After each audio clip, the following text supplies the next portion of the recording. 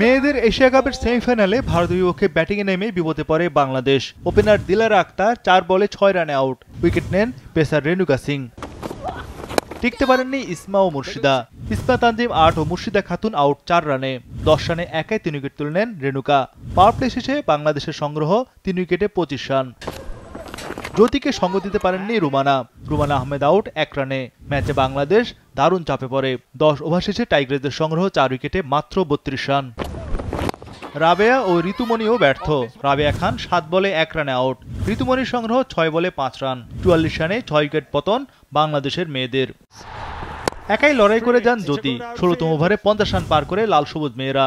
নিগার সুলতানা জ্যোতির ব্যাটে শেষ দিকে রানের চাকা সচল করে বাংলাদেশ দল। তবে শেষের ওভারে আবার মেইডেন। নিগার সুলতানা জ্যোতি ৫১ বলে ৩২ রানে আউট। ২০ ওভারে বাংলাদেশ তোলে ৮ উইকেটে ৮০ রান। স্বর্ণা আক্তার অপরাজিত থাকেন ১৯ রানে।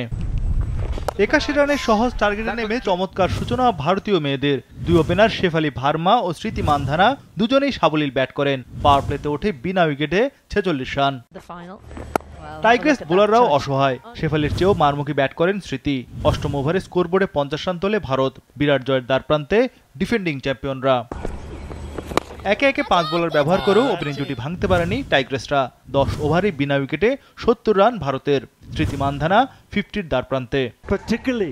পরের ওভারেই ভারতের জয়। স্মৃতি মান্ধানা ৩৮ বলে 50 তোলেন। ৩৯ বলে ৫৫ রানে অপরাজিত থাকেন এই ওপেনার।